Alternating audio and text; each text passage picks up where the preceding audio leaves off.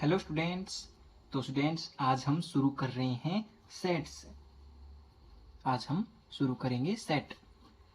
तो स्टूडेंट्स आज हम सेट के बारे में पढ़ेंगे कि सेट क्या होता है, उसकी डेफिनेशन, उसके टाइप्स के बारे में पढ़ेंगे। ठीक है, तो आइए देखते हैं सेट क्या होता है। सेट क्या होता है? कलेक्शन होता है स्टूडेंट्स, ऑब्जेक्ट्स का कलेक्शन होता है। जैसे हमारे पास ये पेन है, इनका क्या है? कलेक्शन है। और कलेक्शन कैसा होना चाहिए? वे एक वेल डिफाइन होना चाहिए। तो ये क्या है? Well defined collection of object है। ठीक है, तो उसे क्या कहते हैं? सेट कहते हैं। तो इसको क्या कहेंगे हम? Set of pens. ठीक है, तो आइए हम देखते हैं, इसकी डेफिनेशन देखते हैं। डेफिनेशन क्या होगी सेट की? A well defined collection of object। तो क्या है? कलेक्शन होता है ऑब्जेक्ट्स का, वह क्या होना चाहिए? एक वेल डिफाइन होना चाहिए। ठीक है, तो अब सेट को रिप्रेजेंट किससे करते हैं? तो सेट को हम दो मेथड से रिप्रेजेंट करते हैं। अब देखते हैं हम रिप्रेजेंटेशन। एक तो होती अपनी रोस्टर मेथड, एक होती अपनी set builder method.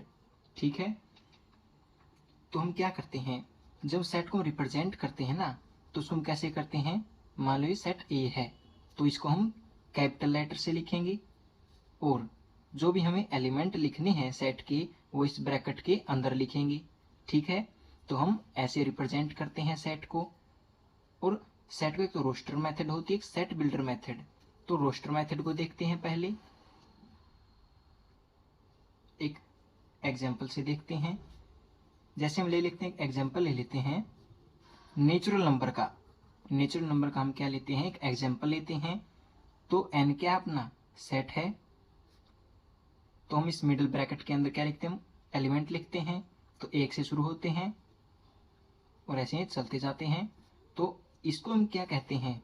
Roster method कहते हैं सेट की। ठीक है, अब आते हैं हम सेट बिल्डर मेथड में। सेट बिल्डर मेथड में क्या होता है? इसमें तुमने सभी एलिमेंट लिख लिए, लेकिन सेट बिल्डर मेथड में हम इसके एलिमेंट नहीं लिखते। ठीक है, तो हम इसका भी एक एग्जाम्पल लेते हैं। जैसे वावल्स ले लेते हैं, वावल्स इन अल्फाबेट। तो इससे क्या होगा? मान लो सेट ए लेते हैं, set A, x is that, x is vowel. ठीक है, तो ये क्या है? अपनी सेट बिल्डर मेथड है। और यदि हम इसको रोस्टर मेथड में लिखें, इसको हम रोस्टर मेथड में लिखेंगे तो कैसा होगा? सेट ए कैसा होगा? हमने क्या लिखना है? एलिमेंट लिखने हैं। और सेट बिल्डर मेथड में क्या करते हैं? हम रूल बनाकर लिख देते हैं, तो उसको कहते हैं सेट बिल्डर मेथड। और रोस्टर में हम उसके एलिमेंट लिखते हैं, जैसे ए, ई, आई, ओ, यू। तो ये तो क्या है? अपनी रोस्टर मेथड, और ये क्या? अपनी सेट बिल्डर मेथड। ठीक है, और सेट को ऐसे रिप्रेजेंट करते हैं कैपिटल लेटर से, और मिडिल ब्रैकेट के अंदर इसके एलिमेंट लिखते हैं। ठीक है, तो आइए इसके टाइप देखते हैं।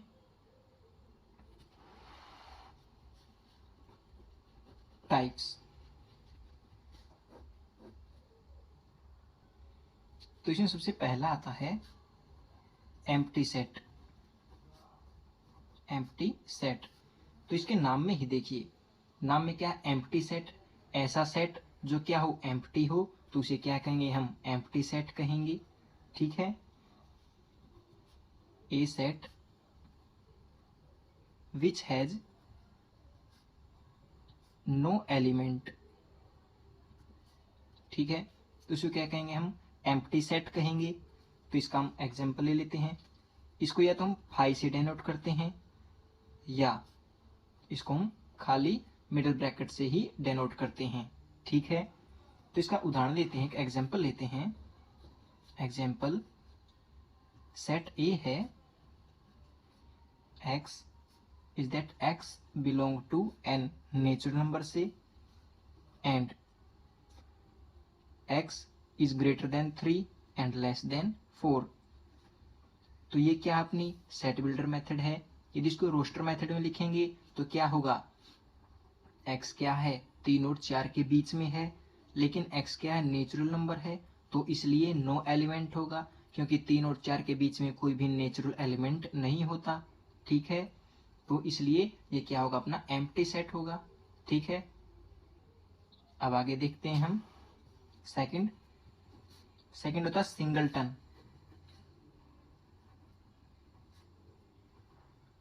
सिंगलटन। तो सिंगलटन में भी नाम में ही लिखा हुआ है सिंगल, ऐसा सेट जिसमें क्या हो, सिंगल एलिमेंट हो। ठीक है, उसे क्या कहेंगे हम, सिंगलटन सेट कहेंगे। ठीक है, जैसे एग्जाम्पल लेते हैं इसका, सेट ए है x belong to natural number and x क्या है 3 से तो क्या है बड़ा है और 5 से छोटा है। तो इसको रोस्टर मेथड में लिखेंगे तो क्या आएगा, 4 आ जाएगा 3 और 5 के बीच में, जो क्या है नेचुरल नंबर है। ठीक है, तो यहाँ पर देखिए यदि इसके अंदर ऐसे 5 लिखा हो तो ये क्या होगा, तब यह सिंगलटन एलिमेंट होगा, सिंगलटन सेट होगा, क्योंकि इसके अंदर क्या है, एक एलिमेंट है जिसका नाम 5 है। ठीक है, तो इसको भी हम क्या कहेंगे, सिंगलटन सेट ही कहेंगे। ठीक है, और यदि मिडिल ब्रैकेट से बाहर है 5 तो इसे हम एम्प्टी सेट कहेंगे। तो अब हम फाइनाइट सेट देखते हैं। नंबर 3 फाइनाइट सेट, ऐसा सेट जिसमें एलिमेंट कितने हों, फाइनाइट एलिमेंट हों, जिसको हम गिन सकते हैं, इतने एलिमेंट हो तो उसे क्या कहेंगे, हम फाइनाइट सेट कहेंगे। तो इसका हम एग्जांपल लेते हैं, जैसे सेट ए है 2 4 6 8 10, तो ये क्या है, फाइनाइट सेट है। ठीक है, तो इसके अपोजिट क्या होता है, इनफाइनाइट सेट होता है। इनफाइनाइट क्या होता है, जिसे हम गिन नहीं सकते, जिसके एलिमेंट्स को हम गिन नहीं सकते। नंबर 4 पर है इनफाइनाइट सेट। ठीक है, इनफाइनाइट, इन सभी के सेट में क्या है, नाम में ही पता चल जाता है कि फाइनाइट है तो फाइनाइट एलिमेंट होंगे, इनफाइनाइट है तो इनफाइनाइट एलिमेंट होंगे। जैसे एग्जाम्पल लेते हैं, सेट ऑफ नेचुरल नंबर 1 2 3, तो ये ऐसे चलते जाएंगे इनफाइनाइट तक, तो ये क्या होगा, इनफाइनाइट सेट होगा। और जिसमें फाइनाइट एलिमेंट हैं तो उसे हम फाइनाइट सेट कहेंगे, जिसमें इनफाइनाइट हैं तो इनफाइनाइट सेट। अब देखते हैं हम कार्डिनल नंबर क्या होता है। कार्डिनल नंबर, तो यहां पर देखिए जो अपना फाइनाइट सेट है, इसके अंदर जितने एलिमेंट हैं उसको क्या कहेंगे, हम कार्डिनल नंबर कहेंगे। और इसको डेनोट कैसे करते हैं, इसको एन ए ऐसे करते हैं डेनोट। तो इसमें जितने एलिमेंट हैं उतने क्या होगा, कार्डिनल नंबर होगा। ठीक है, तो अब इसी से रिलेटेड है अपना 5वां इक्विवेलेंट सेट। ठीक है, इक्विवेलेंट सेट क्या होगा, ऐसा सेट जिसमें क्या है, मान लो 2 सेट हैं ए और बी, तो उनमें क्या है, कार्डिनल नंबर सेम है। ठीक है, इफ 2 फाइनाइट सेट, दो क्या फाइनाइट सेट हैं ए एंड बी, एक तो अपना ए सेट है और एक अपना बी सेट, तो इसका कार्डिनल नंबर कितना होगा, एन ए होगा, इसका कार्डिनल नंबर एन बी। ठीक है, if two finite set A and B have the same cardinal number, तो उसको क्या कहेंगे, हम इक्विवेलेंट सेट कहेंगे। ठीक है, एन ए किसके बराबर हो, एन बी के बराबर हो, तो इक्विवेलेंट सेट होंगे। अब देखते हैं हम इक्वल सेट क्या होता है। Equal set, equal set, equal का मतलब क्या होता है, बराबर। जो क्या है, 2 सेट क्या हो, बराबर हो। मान लो ये ए सेट है इसके अंदर वावल्स हैं ए ई आई ओ यू। और बी सेट है, इसके एलिमेंट क्या है, इसके एलिमेंट भी यही होंगे।